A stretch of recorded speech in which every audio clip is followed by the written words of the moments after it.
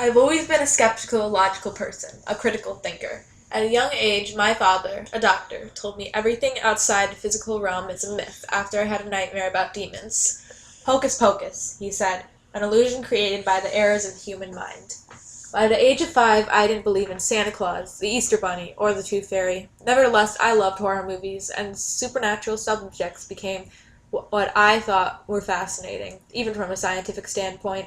And I think on some subconscious level, I wanted to discover something so unbelievable as ghosts. That's probably one of the reasons I decided to visit North Trestle. North Trestle is an old, outdated railroad bridge that towers high over a narrow point of North Lake, a winding river valley flooded by a dam over 60 years ago.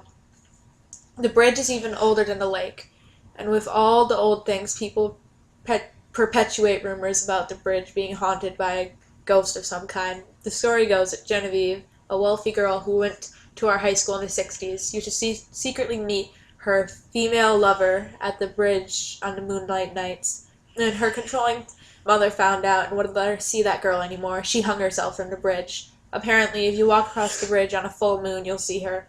Genevieve was a classic story every freshman at our school heard, and I thought it was just stupid.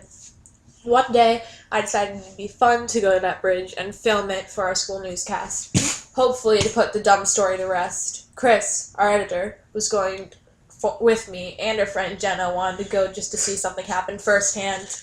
1 week later, on a full moon, we grabbed a camera and a 2-liter of Mountain Dew and headed for the bridge. We took road farther and farther out of town until only pine trees and cornfields surround us. This was the part of Catawba County most people didn't think about, a dark corner of the map. Thank God for full moon, I thought to myself. We can't even see a street light for miles, and I have pretty bad night blindness. Even a basic shapes that I can't make out in the sun is down or the lights are dim.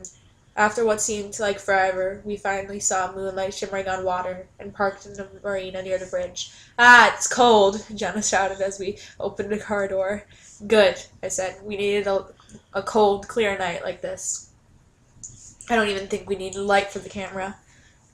But for some reason, the moonlight piercing the cold air was more eerie than the darkness. The way the light trickled through the pine trees from the bare ground. In some odd way, it felt like night wanted to show us something.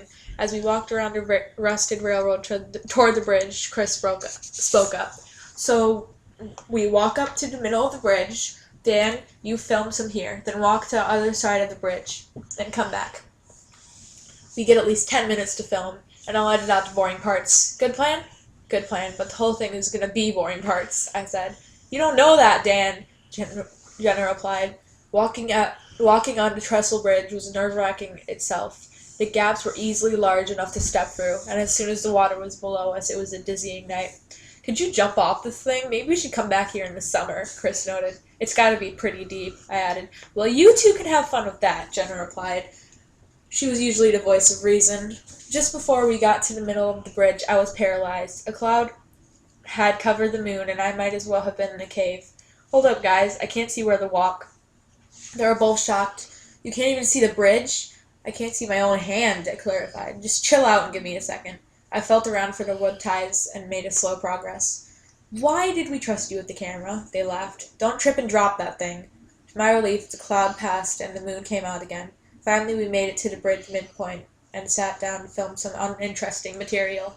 Here we are at North Trestle, said to be one and only place to see Genevieve's ghost. High school students in our area have heard the story over a decade. Chris narrated enthusiastically for several minutes until the low-light battery came on. Oh crap, he said. Dan, you walk down to the other side of the bridge and come back. That should be enough time for Jenna to go get a spare battery.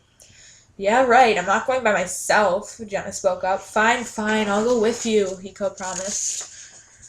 They set out back towards the car and went to the other direction to reach the other side. Only 5 minutes later, I heard a shout, high-pitched scream. Jenna, I said out loud. I reasoned she must have tripped or fallen, but when I looked back down the long track, I saw they had both already made it off the bridge. The scream also sounded like it came from the other direction I was headed. I kept walking, though somewhat more reluctantly. For the first time, a cold breeze blew. Some dull, low noise was humming. I wasn't sure what it was, or if it was just my heightened hearing detecting some distant disturbance.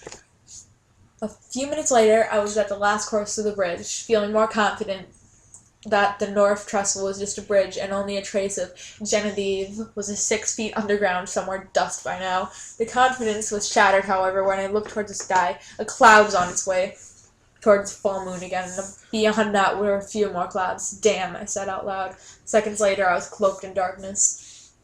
All right, nothing to panic about, I tried telling myself, but the sound of that bizarre scream was still in my mind, and a low humming noise was getting louder.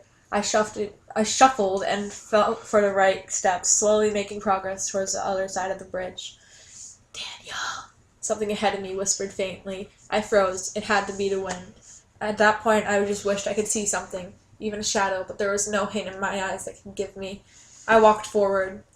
I thought I heard breathing. As I slowly found the place to step, something rushed past me. I turned around and said, "Hey, who is this?" Now I knew my mind wasn't playing tricks on me. Someone was here.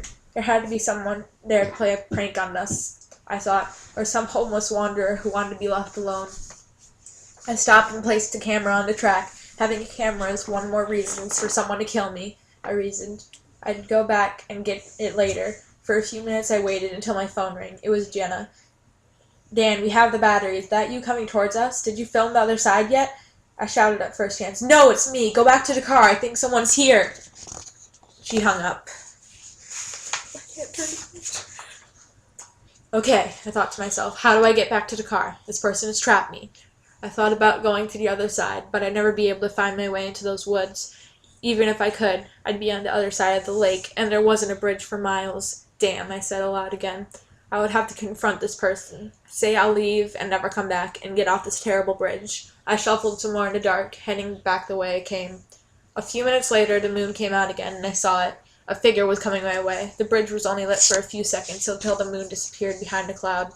I shuffled forward, shaking my leg, almost falling through a gap. The moon came out again, and it was much closer, only about 200 yards away. But it still looked like a shadow. The moon disappeared again, and I shuffled forward, now shaking so much I thought I might fall.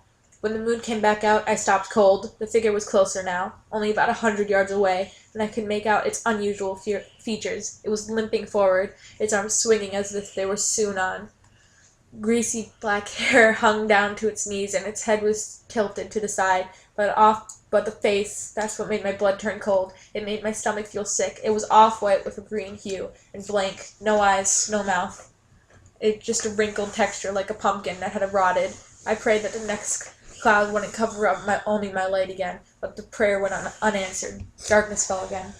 It's someone in a mask. It's someone in a mask. It's someone in a mask. I tried telling myself, but something in me said otherwise. Just the way it moved was just unnatural. I tried backing up slowly, almost tripping. How cold is this water? I thought. How high am I? Wait, what am I thinking? Why is that an option? What are my other options? I looked up and I saw the moon, just about to reveal itself. My legs were shaking like jello, barely holding me up. I had the feeling that someone gets up just before they were bungee jump, though I couldn't have a bungee cord. Moonlight crept out from the cloud one more time, and I caught one terrible glance. It stood 10 feet away from me, head tilted to the side. I was wrong about one thing. It did have a mouth. A hideous smile spread wide across its blank face. Its wrinkled skin spread to reveal black gums and jagged teeth. "Daniel," the smiling mouth said. It took one step forward. Instinct took over, like when your hands pull back after touching a hot pan. My legs threw me sideways, my mouth not even calculated how far I needed to jump to avoid the concrete foundation below. My stomach dropped, but I didn't even have to look at the water I was heading towards. I didn't straighten out or prepare for the impact for all that time. And as the cold air rushed past my body, the image of the grotesque smile was imprinted in my mind. Only at the last second did I try and avoid my back hitting the water first, as I narrowly missed the concrete. Even submerged in the icy water, all was in my mind was her smile. Even shivering in my boxers on the car ride home, all I could see was Genevieve's smile.